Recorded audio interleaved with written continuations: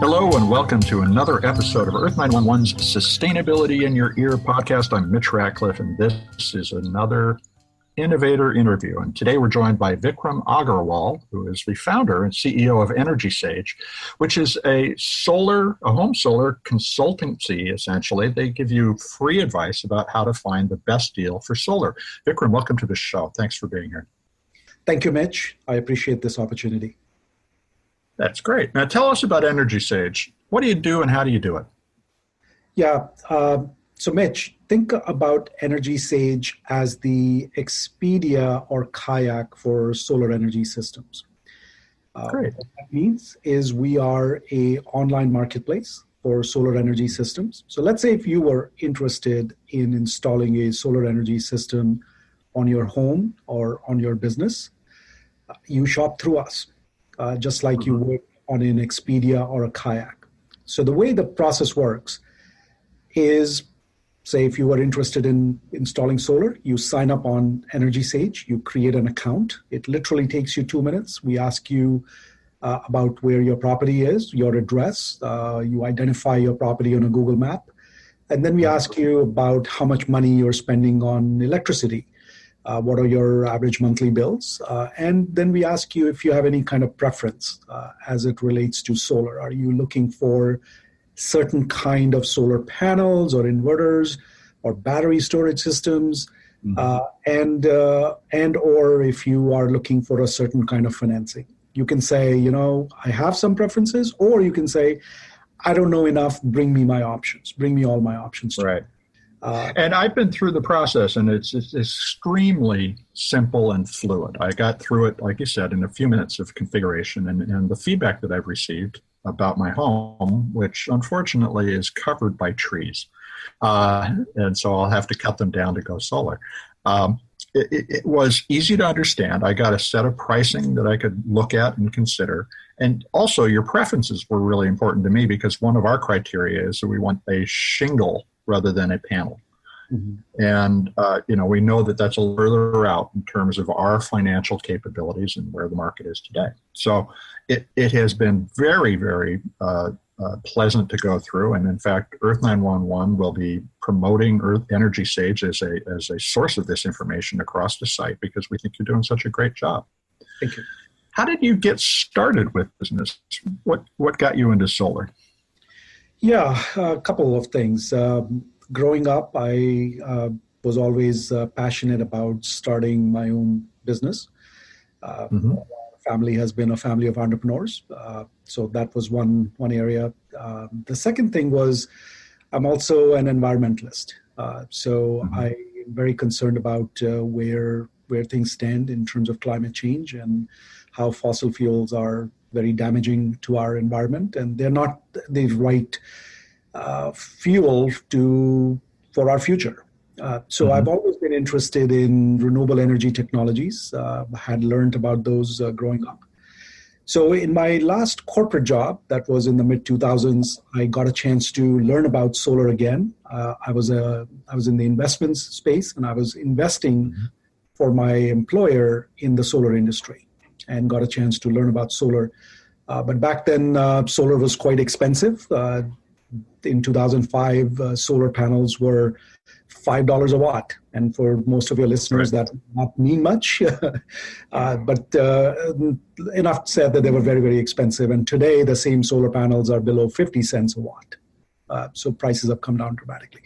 So anyway, in the mid-2000s, started learning about solar.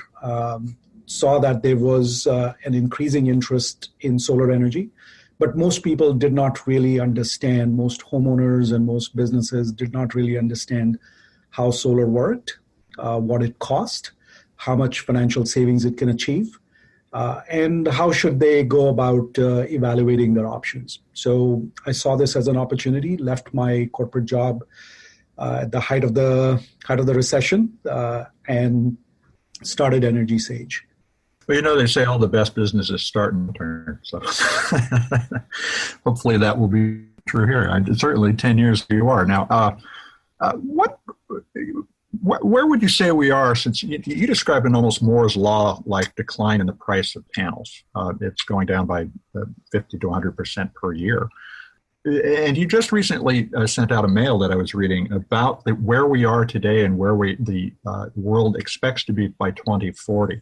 Now, how much power roughly are we producing with solar today, and how fast do you think this is going to grow over the next few years? Yeah, that's a great question. I think in the United States in 2018, as a country, we will install roughly 12 gigawatts of solar power. And again, as I realize that number may not mean that much in the broader context. Safe to say that about 30 to 40% of all new generation capacity in the United States today is coming from solar panels. So we are starting to make a dent. Of course, there is a very large amount of legacy power generation capacity, whether it's from coal or natural gas or nuclear or hydro. But more and more of the generation capacity that we are adding every year is coming from solar. And solar has now become the cheapest form of electricity, cheapest source of electricity in the United States and the world. So it is now cheaper than natural gas. It's significantly cheaper than nuclear. And it is now very, very competitive with coal, which we all know is highly damaging to the environment. Even the new coal power plants are very expensive because they need to meet with the environmental laws, which are still not sufficient to prevent the worst damage from coal power plants. So what questions does a consumer need to begin thinking about when they look at solar today? Say it's inexpensive in the sense that the power itself is affordable and the technology is affordable. Where should they start? What's the first question they should ask, and where do they go from there? Absolutely. I think the very, very first question that most consumers ask is, can I get solar? I think you talked about that experience that you have is, do you have the right roof, or do you have the right backyard or the right property where solar panels can be installed? And by definition, solar panel needs access to sunlight. So if wherever you were thinking of installing solar is covered by trees or is completely shaded, that may not be the right place. So number one, I think people are trying to figure out, can they install solar on their property? So that's number one. And we actually have an excellent tool. We call it a solar calculator that people can come to EnergySage.com and use our calculator, and we can very quickly tell them if their property is suitable for solar. They can, of course, eyeball it. If they look on Google Maps, satellite image, they should be able to figure out whether their roof is suitable for solar or not, or they can contact us and we can help them figure that out. The second question that most people ask is financial. Even though they are motivated by environmental reasons, people still want to know, how much will it cost me and how much will I end up saving? How quickly will I recoup my investment in solar panels? That's the second biggest questions. So the good news today is that for most homeowners around the country, as I mentioned, solar can be a very cost-effective solution. It will allow you to earn rate of returns in double digits. If you compare that to stock market returns or bond market returns, those are very compelling. And my background is in finance and investments, and that was one of the reasons why I thought I should get into solar, because I believe solar can be a really good financial investment for homeowners and businesses. So for most people, the rate of returns are going to be in the double digits, 10, 11, 12, 15% on an annualized basis. What that means is you should be able to recoup your initial investment in 5 to 10 years, which is a great situation, because after that, you have your electricity for free for decades after that. Solar panels work for 20, 30 plus years. So that's the second question, right? That once you decide that your property is suitable for solar, and the economics are fine for you. And of course, I forgot to mention that there are excellent financing options for folks, just like you use a loan. We'll talk about that in just a moment. Perfect. So I'll hold off on my points there. But finish your thought about once you know your house is suitable and that you're ready to do it. The next step is picking the right options. Exactly. And your site does a great job of helping you with that. In my case, I had this. I have a criteria, which is I want my house to look like a house with a shingled roof. But many people are ready to go with a PV panel today. You help them select the right people to come in and install it as well. Yes. So of course, I think I would recommend that EnergySage is the easiest and the best way for homeowners and businesses to evaluate their solar options. So let me maybe go back to what we were discussing a few minutes ago. So let's say you as a consumer signed up on our platform. So what happens next, right? So you created an account. Now what happens on EnergySage? So what happens is you sign up, you create an account.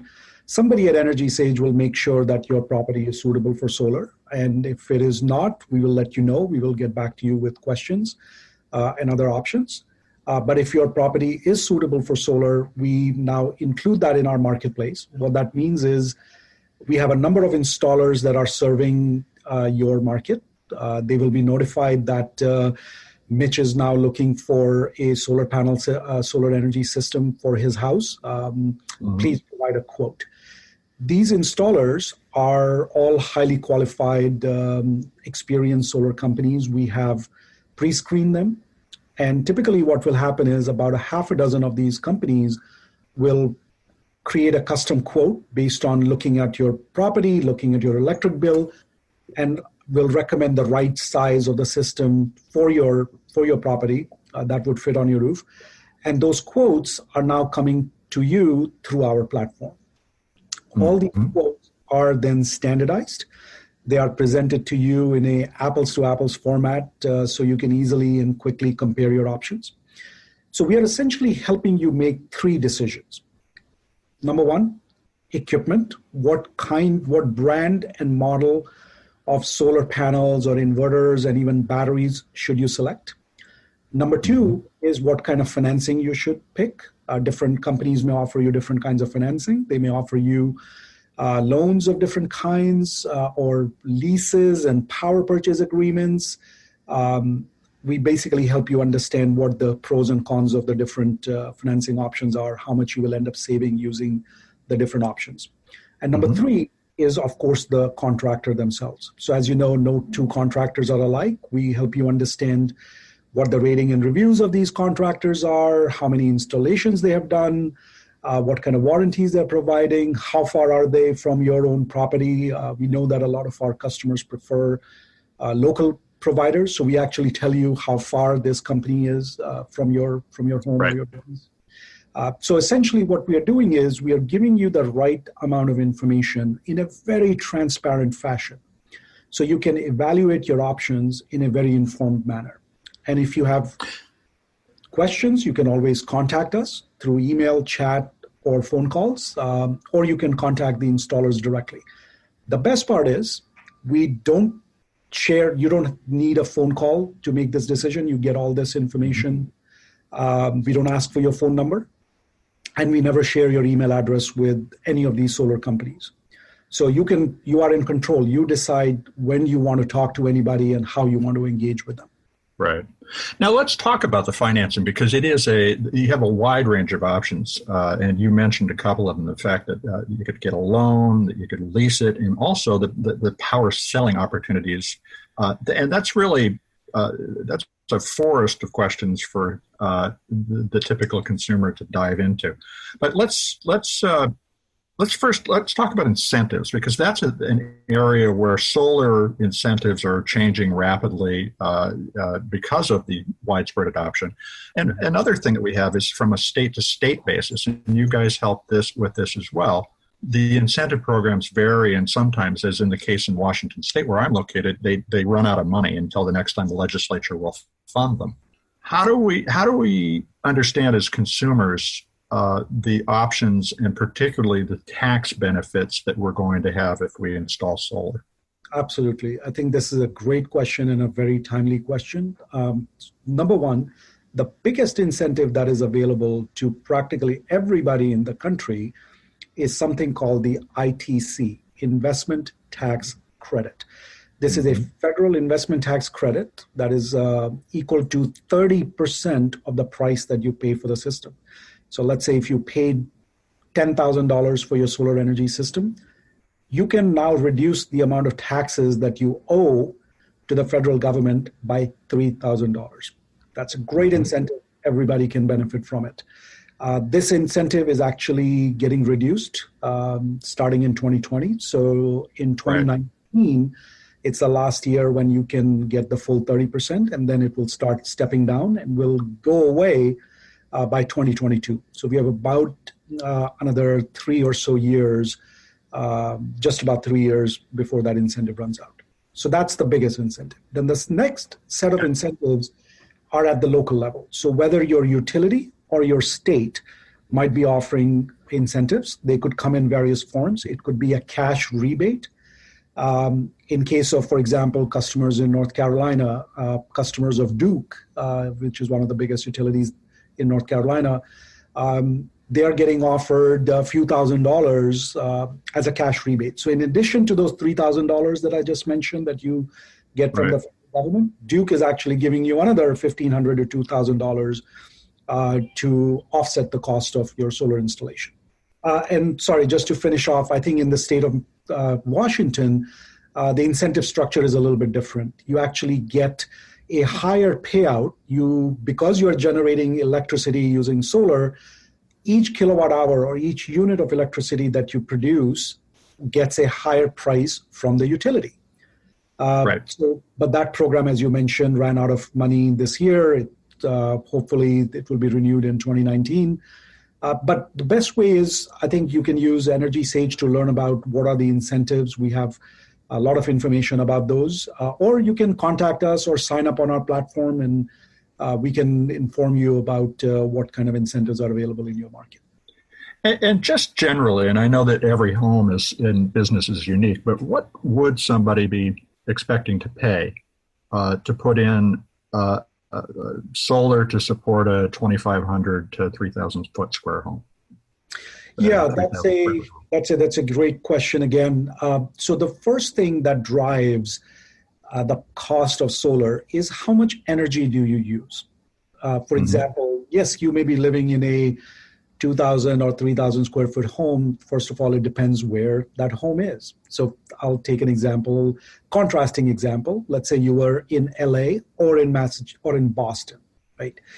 So the energy consumption of a home in Boston might be very different than the energy consumption in LA, partly because we have very short summers and we don't need that much air conditioning. So typically electricity bills in Massachusetts tend to be much smaller. That house may have $100 a month electric bill versus a $200 to $300 bill in LA. So that's number one. So let's pick LA for now. So that customer may need a larger energy system, but because LA is also more sunnier, their energy system will produce more. So as I mentioned, we have a calculator on our website. That is one of the best ways. Very quickly, within a minute or so, you enter your address, you tell us roughly what your electric bill is.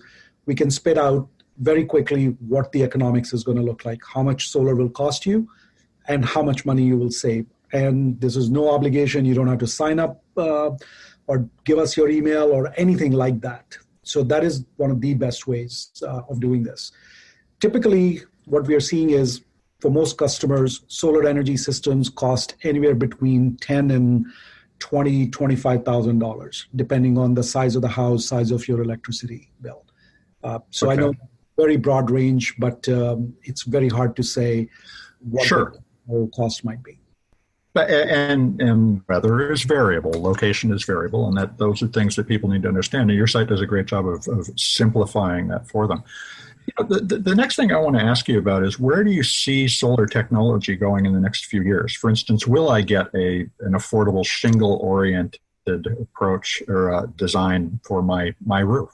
Yeah, I think the first and foremost where we are seeing the most development happening is, just like semiconductors, the manufacturing of solar panels is becoming cheaper and better. So every year we are finding that the solar panels are costing less to produce, and these panels are becoming more efficient.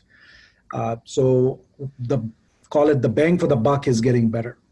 So your customers may say, your listeners may say, hey, so then shouldn't I wait for a few years to install solar?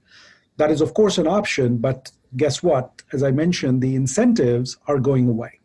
So the incentives are designed to make sure that as the prices of solar are falling, the incentives are also declining. And generally, they're declining at a faster pace than the decline in the cost of solar panels. So it always pays to actually install solar energy systems today versus wait for the future. So that's one.